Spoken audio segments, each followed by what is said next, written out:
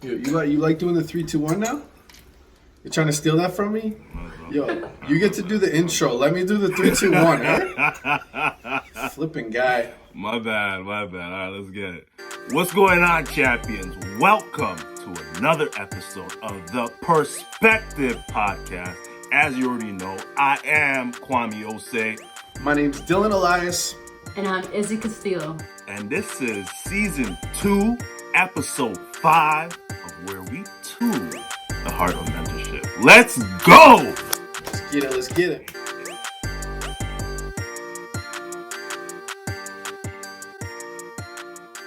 And before we even start, don't forget to like, comment, subscribe, share, and let's spread this message to the world. Let's make a difference. Let's go. Actually, no, let's make an impact. Comment something like cool. Like, don't just say like, give us good questions, give good comments, I don't know if there's bad comments, but give us something with some substance. That's what I'm trying to say. Give us some feedback. Thank you. We need some Thank feedback. We got a special guest today. Do you guys know who it is? JR. I'll put in some cool sound effects when he does that. Yes, but you are correct. We have the talented, the well-spoken, the famous JR LaRose in the house. Give a hand. Appreciate it. Appreciate you having me on, man. All right. So for the people who don't know, who is JR LaRose? Well, what do we know about you? We know a little bit about your backstory, but we do know that you played 9 years pro, correct? Yes, sir. Yep. And you have a Grey Cup. You have a title under your belt. Is that true? That's true, man. 2011 Grey Cup champ with the BC Lions. That's awesome. Hey, let's see that picture behind you. That's the lion. That's the lion roar, though. That's the lion right there. That's a little bit of me right there. You know what I mean? Hey, interesting fact. I was actually at the Grey Cup that JR won. I was actually there at the same place, but we never knew each other back then. But I was actually there. I was on the field and everything. I was holding the Grey Cup because three of my friends play on his team. Oh yeah, Akeem and Koshi are on that team, eh? Right. Okay. Yeah. So I was actually there. Koshi Mwamba. I used to bug Koshi. I'm like, Koshi, do you know my father? Him and his deep ass voice, man. Oh yeah, man. So deep. Nicest guy, man. Nicest guy in the world. Definitely. So one thing we're trying to do with this podcast is, there's a lot of people out there who are doing great things, you know what I mean? But the guests that we were trying to have is something that has a personal connection to us. So there's a lot of great speakers, a lot of people with a cool story, but not necessarily have we been able to see the impact that people have had. So we were fortunate to have you come to our Northern Elite Camp. What was that, like 2 or 3 years ago, I think? Yeah, 3 years ago now. 2 or 3 years ago, yeah. Yeah, man. So having you there, having you able to speak was amazing. But then not only that, the interaction on the field with the kids. And that's the thing that we're really trying to get to the essence of with this podcast is how are you able to do what you do? And we're going to just kind of dive into a little bit of question and answer period of the inside of the brain of JR LaRose. Yeah. So I guess I would kind of want to ask the first question. This kind of came from, I was listening to a podcast with Kevin Hart, like maybe a month ago. And he was just talking about how he's trying to like keep his kids humble, coming from the upbringing that he had and to the point he's at now. His kids don't really get it. He tries to bring them back to Philadelphia, show them where he's from, but they don't get it. They're a little bit young. Now, I know you have a son and I see him on commercials and doing all these like cool things. Like as a dad, going through the struggles that you went through, not only to get to the CFL, but even you had to overcome a lot of barriers like within your pro career. Now, does your kid have an appreciation for that? I guess is what I'm trying to say. Is he old enough? And how do you go about trying to put those lessons in him, but still like trying to give him what you didn't have growing up? You know what I'm saying? Yeah, no, that's a great question. And I got 2 boys, 17 and 15. But yeah, my youngest one's the one that does all the acting. And what I try and instill in them is like, you'll never experience what I went through, my childhood trauma, That's because of choices that I've made as an adult. You'll never have to experience that, but it's important that you understand the history of not just where I came from, but where you're cooking, which means grandma. I mean, I know you guys, I think speak Cree out in the Fort, no, not Fort Chip, but For Mackay. yeah, Fort Mackay. You know what I mean? So you have an understanding of what your cooking went through residential school. We look at systemic racism. You know, my son will not have to deal with growing up hungry. You know, it's my fridge is always full, but he needs to have an understanding of where, you know, his family has come from, his family history. But I tell people all the time, like, you know, when people are born, it's not a choice. You don't have a choice to be brought up into this, you know, a great family. A lot of people born into broken families. But the biggest thing I try and instill my son is, you know, you don't have to become a product of your environment. You become a product of the choices, regardless if you come in wealthy, you know, you come in a broken home. There's tons of successful people. But for me, is my biggest thing is I just want to show my sons how to grind. You know what I mean? How to hustle. That's the biggest thing. Yeah. So like over the course of the summer, we seen so many things happen within North America and the world, with the whole George Floyd thing, which led Yep. to a lot of people just social justice and fighting for social justice, and but battling against anti-Black racism and systemic racism and all that stuff. And in America, the main form of racism that people usually think about is against Black people. But in Canada, one politician said that racism doesn't exist in Canada, right? And that created a whole new world of people just saying, "Yo, like, are you serious? Like residential schools, there's so much racism with regards to Indigenous people, and also in Canada there is racism with regards to Black people too. So like in Canada, racism, the racism is mainly the two groups that really feel the racism are the Blacks and the Indigenous. And recently, you know, there's the Asian hate and all that stuff, but it's for years it's been Black and Indigenous. And you, my friend, are both of those. Yeah. You, my friend, are both of those. So I'm curious, a man who is half Black and half Indigenous, how was it for you growing up in this system? Yeah. Did you feel the racism? Yeah, and just to touch on the first point you made, that the politician said there was no racism or whatever in Canada. That's white privilege, and I'm assuming that he was white, and I could be wrong. Correct me if I am wrong. Yes, he was. We talk about white privilege. Right? What is Correct. privilege? That's white privilege. Things that, you know, he doesn't have to experience things that I go through, and as many of us, you know, being racially profiled, being pulled over based off the color of our skin, you know, or we fit a certain type of description. I just had a conversation last week with my friend. I was back in Edmonton. One of my friends who's white, but we talked about privilege. He's talking about stuff that's like, oh, things are getting better, or it's not to the extreme.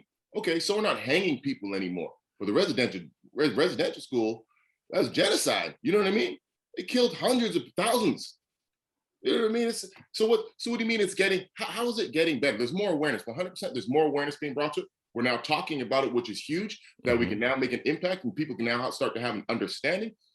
But we look at I was just in Saskatchewan. I think it was a year or two ago, an Indigenous guy walked through the farmer's field, boom, got shot. Bushi. Yeah, and he got off on it, right? Yeah, Colton Bushi. And the farmer got off on it. Are you kidding me? Let that be a person of color shoot a white person. Gone, done, no chance of parole. You know what I mean? But these are the type of things that we're talking about. I actually, for the first time, to answer your question now, I really was the first time that I experienced any type of racial discrimination based off of the color of my skin. Last year, right before, or over a year and a half ago now, just before everything started to shut down with COVID, I was in Brandon, Manitoba, at a restaurant, getting ready to go and speak at a First Nation community. I'm sitting there eating breakfast. There's only two people in the restaurant, myself and this Caucasian lady and her family. I'm sitting maybe, I don't know, a few meters away from them, a few tables beside them. The manager there, I'm there for about an hour, only speaks to the Caucasian family. Doesn't even acknowledge me as I'm there. I go to pay my bill. He asks somebody else to come in and take my payment. Doesn't even say one word to me. Wow. And honestly, that was the first time that I had really dealt with any type of, you look at like discrimination, racialized discrimination, because I think for many years, the neighborhood I'd grown up in when I was young, it was mostly Native and Black people, right? It was just weird. I was raised in a low income housing. So you look at the demographic of what majority of people are in lower income housing, people of color. That we're calling a space fit. That's just what it is. And so I'd never really dealt with any type of racism per se. That's a lie. Actually, I get more racism from Indigenous people than I do any other people because I'm half. Wow, because you're half, yeah. People look at me and be like, "Oh, you're really not Native." That's all I know. You know what I mean? Like, I don't know my dad. I don't know the Nigerian side. I'm proud of what I am, but all I know really is being Indigenous, and I'm super proud of that. So to answer the question, the most any type of racism or hate that I get is from Indigenous people. Haters. It's all people in general. But to go back to the first time when I really experienced any type of discrimination based off the color of my skin was in Brandon, Manitoba. I said, now I have an understanding of what other people are faced with on a day-to-day basis, because for most of the time, it was almost like I was living in a place of privilege, being a pro athlete. You know, and I'm sure you get attest to this, Kwame. Like, you're almost treated, you're almost put on a pedestal where you're seen as like, wow, you're this amazing person. Color of your skin really doesn't matter as a pro athlete, right? Because we've been held up. It's like you get a pass. You get a pass. Yeah, people want to praise us based on our athletic ability, and so now being removed from that, this person doesn't know who I am. To now treat me like this. Honestly, it made me feel like this big, and that was the first time in my life. And I would have been 37 or 36, or no, 36 at the time. That was the first time. But I'm glad I went through that I was able to experience that, so I could have an understanding. A person of color, yes, I see it all around me all the time. But I think a lot of people don't realize that it's like I came from a place where, as an athlete from the time I was 21 years old, I didn't really experience that. People kind of held me based off of who I was as a pro athlete. You brought up a very interesting point that, like, within every culture, there's like a subculture also. Like, within every culture, there's a subculture that kind of divides each person based on their physical attributes. Like, for instance, a lot of people think all Black people are the same, but there's so many different types of Black people. There's Caribbean Black people, there's African Black people. And for me, within my African community, I noticed like a consistent thing, and it goes along with what you just said. For instance, if in my culture growing up, somebody that looked like me having dreads and braids and all this stuff, you were deemed a gangster, a bum. You're an outcast. Like, you're not allowed to have what you see in front of you right now. Like, this person right here would be not allowed to go to their friends' houses because they're probably a bad influence. I was looked at as a certain way. So it's kind of funny, like, how our cultures kind of become judgmental based on your appearance or what you have within you. But I think now in year 2021, people are becoming more accepting. I feel like, me specifically, like, some of my friends little brothers and sisters, little brothers want to have dreads now, and now it's okay because they know a few people who have education or who are at a certain level now that it's okay to have dreads. Like Dylan, Tola, you remember Tola?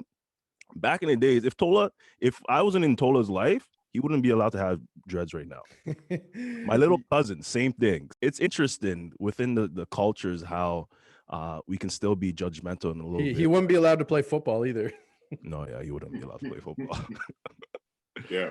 Yeah, thanks for the insight, man. Yeah, no problem. It's crazy though to think like the things that we do as people of color though, and now you really got me thinking about, like, there's certain things that I do, not to be just profiled in a sense. Like, if I'm even just simply going to fly and I got to cross the border, right, coming back in through customs, there are times where I'm not trying to wear sweatpants.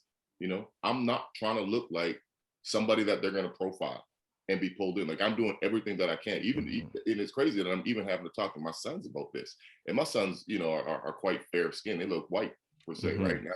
Not as dark as me, but I'm trying to teach them things to avoid being profiled, which is absolutely crazy. But that's our reality growing up. Yeah. These are things that we have to think about that most people don't even think twice about. Yeah. I find my way, trying to say hi to police all the time. Just like, haha, I'm friendly. Like, it's okay. You know what I mean? For real though, that's real talk. It's funny, but it's sad. Yeah. Like, and I love police. I love all people, but I'm really go out of my way. Even if I'm stepping into a like when I'm speaking at conferences, stuff like that, pre-COVID, I find myself still going out of my way to be extra friendly so that people know I'm safe. JR, you know what I do? I totally enhance my vocabulary. Like there's no slang whatsoever. Yeah. I enhance my vocabulary. Like if you were to only hear my voice, you wouldn't even think it was the same person. Yeah, Yeah, but you 100%. gotta do what you gotta do, man. Yeah, You gotta I do what the you exact same thing. Like, especially when I go to Indigenous conferences, like I like my res accent comes out, and I love it. Right, I do. But when I'm in non-Indigenous conferences, there's just certain jokes that I'm not telling. gotta do. Right, it's crazy. Facts. We're talking about just like how even teaching your sons and like the next generation and looking at like even your speaking engagements in a way that's a way of almost like breaking the cycle and the stigma that comes with a lot of different things from just like your lived experience and what you represent.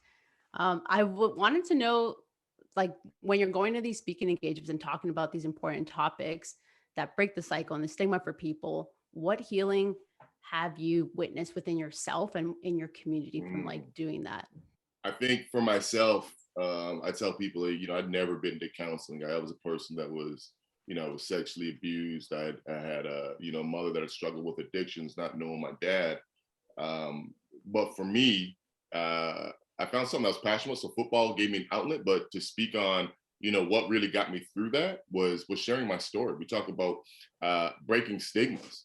For men to cry is seen as weakness. As from a societal standpoint, we're not taught to show any type of emotion, to be hardened, to be, we become desensitized to certain things. So for me, my healing comes from sharing my story. And there are often times where I'll break down and start crying as I'm talking about past things, because I don't think we ever really truly get over. It's something that we deal with on a daily basis. But for me, it's knowing that there's other men in that room, or other people in general, that have witnessed that and have felt alone for years. And by me sharing it and being vulnerable, if I can help somebody else, that's the world difference. That's why I do the type of work that that I do. But it's healing for me. Every time I share my story, it's healing. So it's almost like a huge weight is being lifted off. And I've probably done over 500, 600 events now. Every time it's the same. I feel I feel so much lighter, but also like emotionally drained at the same time. Because it's you're speaking about real things. So I don't know if I answered your question, but Yeah, you did. Just like how vulnerability is power and how that like transforms. And sometimes it is about like seeing representation of other people that might be some, like with males, often they're categorized that they can't tap into the vulnerability, or maybe there hasn't been a lot of representation of that. So it's just like keep your struggles inside and the things you dealt with. But that really, the more that it's shared and through storytelling, I know from my experience, that's been healing for me, and I'm still on my journey with that. But I've definitely when I was looking at your speaking engagement, the topics, I was really like, wow, that's the first time I've seen that topic of like being sexually abused and from a male's voice. So it's really something that I'm like, how I really wanted to know like how that felt for you and like what you see in your communities. Like, do people come to you and they're like, hey, thanks for sharing that? And like, have you had a lot of people like kind of share their stories like that? Yeah, what's crazy about that is I probably had I started talking about the sexual abuse part probably in 2000 and maybe 10 or 11 is when I really started talking about it. And the only reason why I started speaking about it was I heard another pro athlete share his story, a hockey player. He talked about his sexual abuse, and I, for years I've lived with that shame of, thinking something was wrong with me, or maybe I deserved the things that were happening. And it wasn't until I started speaking out and be like, no, like this, that my past isn't going to define, the man that I'm going to become now moving forward. And so for me, I've had, probably 8 other pro athletes come on and be like, Jay, I appreciate you doing that. I was sexually abused as well. And people in the community, it's rampant, especially in indigenous communities. You talk about the sexual abuse, it's crazy. I'd almost say like percent wise, well, I don't want to, misquote a stat, so I'm not going to do that. But, I know for a fact it's rampant, because every time I share, I have multiple people coming up and saying, this happened to me, and just thanking me for speaking openly and honest about it. I remember, I'll never forget. There were two instances. I had a young girl, I'll never forget. This one really actually affected me the most out of all the disclosures that I've had. A young girl, 16 years old, comes up to me, stands up actually in the middle of the room in my presentation when I'm doing Q&A and comments from the audience. She says, JR, I'm someone that's been sexually abused for the past 4 years. And she said, what do you say to the abuser while you're being abused? I was like, bro, real. You know what I mean? She starts crying, asking for help. 16-year-old girl. I'll never forget that image of just looking at her and her cry for help. You know what I mean? It was real. But that's how I know this work is so important, to be able to create safe places for people to open up and be vulnerable. Another time where I had a grown man, I was speaking at the Langley Rams banquet, football banquet, just probably 2 years ago. Comes up to me after I had shared my presentation and he says, JR, can I talk to you? And I'm like, yeah, for sure. Like what's up? And he said, no, can I talk to you alone? And I was like, okay. So we go off to the side and he pauses and he's shaking, his hands are going like this. And I'm like, okay, I could tell something like, something, he's trying to get something out. It's obviously hard for him to say it. But I think he was like 50 something years old. He said, yeah, it's the first time I've ever I've ever told anybody I was sexually abused after hearing you being able to stand up in a room full of people and just share that, that experience.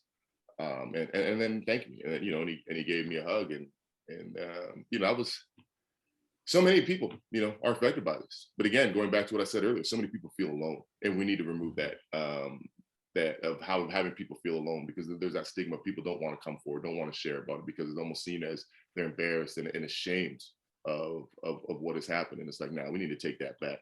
It's like taking taking that power back. Yeah, 100%. Yeah. And that's how we heal from it, is by speaking about it. Screw that, you tried to hurt me, but I'm taking that back. I'm not going to allow that effect. I'm going to help so many other people so that other people don't feel alone. Can I ask how? So you said this hockey player kind of opened up about it, which made you able to open up about it. But there's a big difference between opening up about a traumatic experience that happened and then being a public figure and speaking about that to like thousands of people at a time. So maybe I know a lot of kids are tuning into this right now. So, and I know not everybody's has it in them to be a speaker or wants to be a speaker, but maybe could you explain a little bit how you took those first steps to opening up, to sharing to not just like someone you cared about close to you, but a larger audience? Like maybe if you remember like the first time you ever spoke about this, like at an event, and like, was it just a snowball from there where you were like, oh shoot, okay, this is something, and then you kept going and going? Or like, how did that early stages, because I'm sure that couldn't have been easy. No, it definitely wasn't. It was almost like that feeling of game day, you know what I mean, where you get those nerves before you're about to go out the tunnel, or maybe you're losing sleep, you can't eat day of game day, just because you're nervous. I'll never forget it. The first time I was like, okay, how can I incorporate this? How can I work this in my story? And it was so easy because I'm like, shoot, this is what happened. So I'm like, do I tell a little bit? But then I'm like, if I tell a little bit of it, then I'm really not, it doesn't flow properly. And so for me, I'm like, I just need to, speak on it right from the rip. And I didn't get into detail of obviously what happened, but I think it was just something that it was part of my life. So it was easy to just slot in a sense. The hardest thing was actually speaking, speaking about it. So I don't know if I'm really answering your question, but I mean, it was hard. It was a feeling like you get some anxiety. I relate to like that those football nerves, jitters beforehand. I'm sweating before getting up, and I'm pretty confident in my speaking. Like I'll get some nerves, but like for me to be sweating, But again, I think it's just knowing that I'm going to be speaking on a heavy subject, which for me, I'm glad that that I was able to do that. Crazy thing about that, when I first started sharing about it, and my mom heard me. The first time my mom heard me speak about it, she was in denial of what had happened to me. And I think it was in a sense that she wasn't able to protect me. And so she wouldn't accept the fact that had happened to me. which is crazy. And, you know, I love my mom to pieces. You know, she passed away in 2011, but, you know, I know that was hard for her, you know, to hear that, because she was so ingrained in her addictions. Like, I was being abused while she's dropping me off at the babysitter's place. That's when the abuse was taking place. You know what I mean? So for her, that was hard to try and fathom that, you know, that was part of, you know, her going on her struggling with her addictions, is, well, now this is what's happening to me, type thing. And I don't blame my mom for it by any means. You know, she's you know, had her own struggles, far from perfect, but, you know, she tried, did her best, right? It's, stuff happens. Yeah, of course. And I'll just add too, like, when you came and spoke at our camp, like during that part of your speech, um, I was watching the audience, because again, I'm involved in a lot of these kids' lives. I know what's going on. So the ones that I knew that this was going to hit a little closer to home, I could see them really dialed in a different kind of way. And post camp, there was a lot of good stuff that came out of that I obviously can't speak on, but there's a lot of good stuff that came after that. And I would say a big part of that was yeah, having you be able to share your story, because like we talked about, that's just not something you get to see often, especially from someone like you. So yeah, I would say, like, I really appreciated you incorporating that into everything that you're doing, because yeah, it's definitely helping. Oh, thanks, man. I appreciate it. That's what it's about. So the other day, it was a few days ago, I was telling my wife that I was just like, one of my friends has just been kind of a little bit off. I could tell they're off. I could feel their energy was a little bit off. And I was just telling my wife, I was like, man, like, so and so has been acting different. I'm gonna check up on him. So I messaged the person and I was just like, hey, bro, I'm just checking up on you. Hope all is well. You know, are you good? And the guy was like, yeah, I'm good. You know, I'm good. Just going through ups and downs, but I'm good. And I just kind of left it at that, because I didn't want to pry too much, you know. Yeah. And then I told my wife about it. She's like, man, like, that sucks, because like the thing about guys, like, guys don't like to talk. They don't want to talk. They don't want to share their feelings. Like, if it's a woman, you know, if it's a woman, they're gonna express everything. You know, you might get more than you expected. You gotta like cancel your plans and listen to everything. But guys, it's just like one word answers, and it's kind of like what you just said. Guys are, we feel like it's not cool to talk. We feel like it's not cool to cry. You're soft, you know, when in actuality, it's being smart to talk, right? Yeah. So that led me to wanting to check in on my players. As you know, I coach for Queen's University. So Yeah. I had a little chat with my receivers the other day, and we're just talking about mental health and stuff, and just like, you know, checking in, just seeing where everybody's at. And one kid told me that he had been living by himself for the last couple of months because his roommate was gone, and he's been struggling, and nobody had any idea. And he said that he ended up getting a therapist, and that helped. And then he started preaching to the rest of the guys, the rest of the receivers, just saying, yeah, like, guys, like, really um, take advantage of these resources. It's good to talk. Like, and as he was talking, you felt the pain. You felt the pain. Like, he was trembling. You could tell. Yeah. And the reason why I'm saying this is that you just said a very important thing. Men don't want to talk. Why don't men want to talk? And how can we, as mentors, as coaches, as teachers, as parents, create environments where we can share our feelings, you know? And truthfully, you know, this is something I struggle with too, because like I pretty much, I have my ways of dealing with things, Yeah. and I'm not the most vocal about my problems, but I understand that you have to release it. So Yeah. how can we as men create these environments for the youth? And it's like there's nothing drastic that needs to be done other than speaking about it. Other men speaking about their struggles helps other people know that it's okay.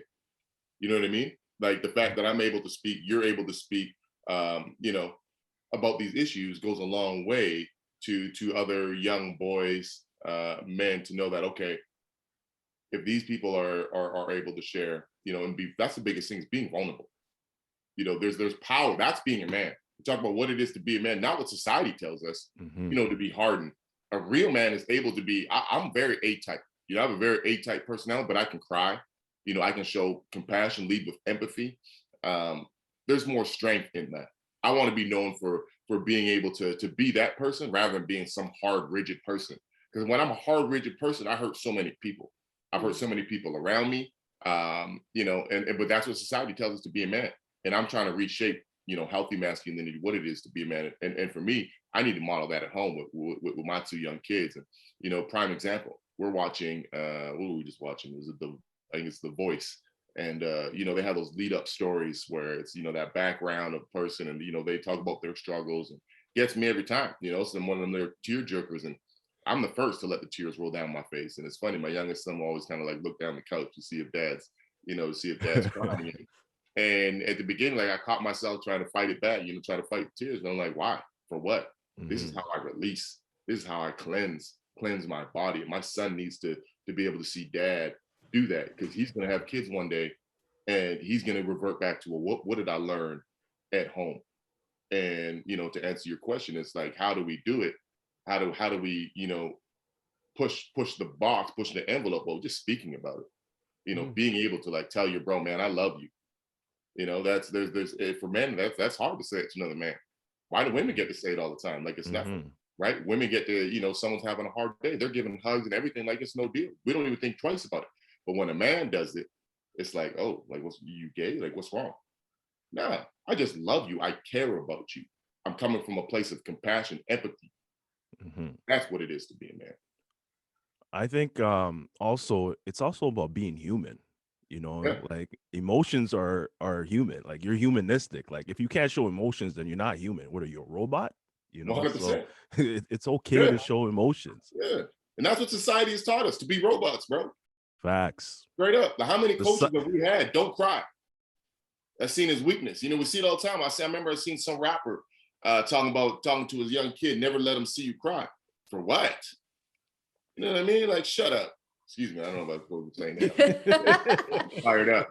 Yeah, but it's truth though, because it's like that's actually the power. So like when we're in society, like we get taught to be the opposite that brings us up to be in power. So we're always, you know, like I know, like for me, like I'm a woman, but I struggle a lot for emotions due to my growing ups of being taught in my families of like, don't show emotion because it's going to be like keeping you behind. Like you're in survival right now. There's no time to cry. There's no time to think about what you feel. So that is very empowering, just like how to be being a display of that and being able to foster spaces for people to be like, hey, this is okay to actually be angry and be sad and be happy and all these emotions, maybe all of them, because we all know during COVID the last couple of years, I'm sure people have been through roller coasters 100%. of emotions. 100%. I just cried yesterday. So, you know, like you just, you just have to release it and just move forward and just allow for those things to settle. Yeah. I was with that, even like thinking about like adversity. And I know that you've had your story's been very empowering to hear. And I've looked at yourself, but like how adversity's been a big part of your dialogue and redemption. So when you think of what does adversity and redemption mean to you, and what has that taught you in those two? That's a good question. I think adversity is all I know, but when we talk about redemption's to right a wrong. And for me, you know, growing up, you know, because I grew up angry because of the, you know, the abuse that I went through, I'd never talked about it. So my way was just to kind of act out and hurt other people, find ways, maybe not even subconsciously, but find other ways to hurt people so that they could feel my type of pain. And as I got older, you know, I was like, man, I've done so many people wrong. I got a real opportunity to make an impact on other people, you know, and not just because I had a platform of being an athlete, but just as a man, you know, and all of us have that same opportunity, regardless of the platform that you have. We all can make an impact. So, you know, for me, that's why I'm so passionate about this speaking is because I have done so much. Like I'm also spokesperson anti-violence against women. And, you know, you talk about what it is to be a man for years, you know, I was that person that what society thought was what it was to be a man. And I hurt so many people along the way. So I'm passionate about that. And then if we talk about adversity, it's adversity has made me the man that I am today. You know, we talk about growing up without a dad, without, you know, going through abuse, a mother that struggled with addictions. Well, you know, people asked if I would ever change anything that had happened to me. No, because by my father being absent has made me a better father today. You know, my two kids will always know who their dad is. You know, addictions have plagued my family. You know, there's certain things I'm gonna stay away from and try to keep my kids away from, because that ruined my childhood. I don't want them to experience that. And my biggest thing is, like, they're gonna have kids one day. You know, they need to see a healthy home, a home life, and I need to be able to model that. And at the end of the day, it's like we learn from the adversities that we go through. You know, I broke my leg twice. Doctor said I wouldn't come back from it. Ooh, I was like, okay, watch this. And the last time I broke my leg, it was my comeback was, okay, I want to show my kids, life's gonna slap you in the face. You know, you've got to be able to pick yourself back up. And regardless if I made it back to playing pro or I didn't, I wanted to show them that, you know, you can't shy away from it, because life in general, doesn't matter, pro, workplace, whatever, as a student, is going to slap you in the face at some point. You know, people are preying on your downfall. That's another type of adversity, but it's staying true to who you are. And that's what I'm truly trying to instill. So I think adversity builds character, for sure. Yeah, that's really like powerful. Just like thinking about that in a way of, sometimes it's just beyond yourself. Like it's you and you're like the representation with that and your own healing for that. But then thinking about the future and like thinking about your kids, or thinking about what, you know, if you look at your community and you're like, this has been happening for generations, and just like staying in that dialogue rather than thinking like, hey, we all have been through this, like different challenges, but like, can we do something about it? You know, instead of like talking about it being something of change for it. Yeah. Well, and you know what? It's like I lead with a quote that I use all the time on my presentations. Don't allow your situation to become your excuse in life. You know, your current situation could be, boom, I'm currently in an abusive relationship, or I'm being abused, or my family members struggle with addiction. I don't know my mom, or I don't know my dad. You know, that cycle doesn't have to continue to when you have kids. You know what I mean? For myself, my situation was I was that. But I wasn't going to allow that to ruin me, because I knew at a young age, like, I wanted better. And the biggest thing is we need to find something that we're passionate about. You know, as athlete, as there's artists, whatever it is, whatever you love, use that as motivation and passion, because with passion, that gives you purpose. Without purpose, we're lost. There's no identity. So for me, I tell people all the time, like, my passion with football, I got paid to hit people for a living. That was my outlet. Now, what's my passion? Because sports was such a small part of my life. It's being able to share my story, going out and helping other people. That's my purpose. I'm passionate, and that's my purpose in life. And that's, we talk about leaving a legacy. That's how I'm trying to leave a legacy for my family. Yes, sir. I know we're closing in towards the end. I got one more question. I just wanted to ask you, because I actually listened to our boy Levi Horn, who you played with in BC. Yeah. He was giving a speech yesterday for ATC. I tuned in, and he was talking about culture, and he was talking about how growing up he was ashamed of his culture and how he didn't want to practice the dance, the language. It wasn't until he got a little bit older that he kind of reverted back to everything he learned and wanting to really be a part of that. So I'm just kind of wondering, like, what was your relationship with your culture growing up to where it is now, and how does that like define you in your adult life, I guess? That's a really good question. For me, like, I was always, my uncle ran sweat, so in ceremonies, that's something I was introduced to at a young age. And I was also raised in a church as well, especially as I became a teenager. So faith for me is a very big component in, you know, in having something to believe in. And so, and I still, you know, practice and respect the indigenous culture. I think without that, people become lost without a sense of culture and identity. We look at why the suicide rates are so high right now.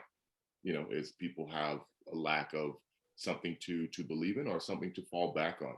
And you know, so I can honestly say that faith and my culture has played a huge role in who I am, you know, who I am today. For me, that's something that I'm able to fall back on when times get tough.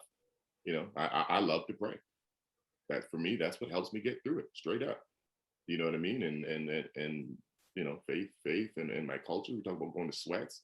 I probably feel the best when I'm continually in, you know, practicing going into sweats, like a cleansing. You know what I mean? I come out feeling so so much more light, but it's almost like going through like a detox per se. I just gotta say, the punchline of this episode: society has taught us to be bots, and I really took that in after you said that. I really took that in. You go on social media, go on internet, bots are everywhere. Yeah, bots are everywhere. We can't let them win. We got to be human. Yeah, we can't let them win. Straight up. So on that note, we got one question that we ask all our guests. Mm-hmm. When it's all said and done, JR, and you're looking back in the rearview mirror and you're looking at your life, what is the image that represents a life of impact that JR has lived? Like, how do you know that you made an impact in this world? I'm always excited to how you're going to word the question. I'll answer. Yeah. Like this. You know, at some point, you know, a day is going to come where we pass on. And for me, I want everybody to be at my funeral speaking the same thing. JR made an impact. JR cared about other people. That's how I want to be remembered, as someone that made an impact, and someone that was genuine and truly cared. You know, you can't take money to, you know, and in the grave with me, all that stuff. What I want to leave is some sort of substance for other people, so that when they come to my funeral and they celebrate my life, it's like, boom, JR was a man of integrity. JR was a man that cared about the people, and that's it. That you know, that to me means more. I think more than anything, we talk about it's leaving a legacy. You know, we're just starting the LaRose Foundation. That's to carry on my family name. You know, for something for my kids to be a part of. You know, so when they have kids, their kids can be like, yeah, this is what, you know, their grandpa stood for, built up for other people. You know, we got to learn to die to self. It's not about me. It's about other people. How can I build other people around me? That's what it's about. Yeah, I love that, man. And can you just quickly, like Reader's Digest version, tell listeners a little bit about the LaRose Foundation? We're just in the final stages of getting it finalized. It's registered now. But what that's about is I have a heart for we want to raise money for women looking to flee abusive relationships. So we want to raise funds. If people need rent, damage deposit, just even supplies, furniture, food. We want to be able to house people that are looking to flee abusive relationships. And I think number one things is people leaving like, well, where am I going to go to? I don't have funds for this. And there's shelters, 100%. But I think a lot of people will avoid that. You know, going to shelters. I want to be able to put somebody, if they need to be in a hotel for a week, let me get them up in a hotel so we can find other things. So that's my thing is I love all the different type of charities and shelters that are out there. A lot of places, I mean, they got to raise money. They're looking for government grants, but I want the money that I raise to know 100% that it's going to families in need, and nothing against paying for directors, whatever. No, the money, I'm not taking anything from this. This is all for people. And the other part of that, the other component is we want to raise funds for Indigenous youth that are playing sport. I loved hockey more than I did football. I couldn't play hockey because we couldn't afford it. You know what I mean? So football was the next cheapest thing, and another family paid for that. My mom didn't even pay for that. So for me, it's like I want to alleviate the financial barrier of other people, and it's going to be strictly for Indigenous communities. The reason why I did that was I had a thing with kids sport, and they weren't looking to, nothing against them, but they weren't looking to fund certain things, and I was like, that's crap. You know, for me, I'm like, okay, I'm a man. Let me go and find ways to do this and look and turn to the community. So. That's awesome. I love that. JR, thank you so much for blessing us with your time. Thank you so much for blessing us with your perspective and your story. We truly appreciate it. You're definitely making an impact in this world in so many ways. So salute to you, my guy. Salute to you, man. Appreciate all three of you. Thank you.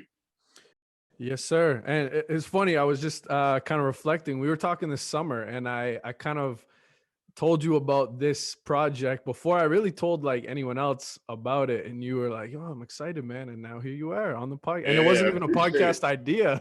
I appreciate it, man. I appreciate it. I'm good. All right, man. Yeah. All right. Let me see if I can remember the outro this time. Hold on. Before you say anything, don't forget to like, comment, subscribe. Oh, yeah. Please. Hey, before you do that, hey, how was your chest? I remember when I was there a couple of years ago, Dylan, we tried to get out the press, and I put them jumper cables on you. You ain't bruised. I forgot to ask. Hey, you might have to about pull out bro. the footage, Dylan, when you edit this. You might have to pull out the footage. Yeah, please do. The sad part is it's actually it's someone recorded it. Not only that, I went one-on-one with Koshi the year before, and I got beat there too.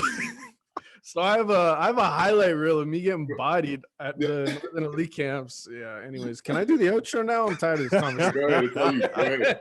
Don't you got a dinner to be at? Gee. I do. All right, everybody. Well, that's this week's episode.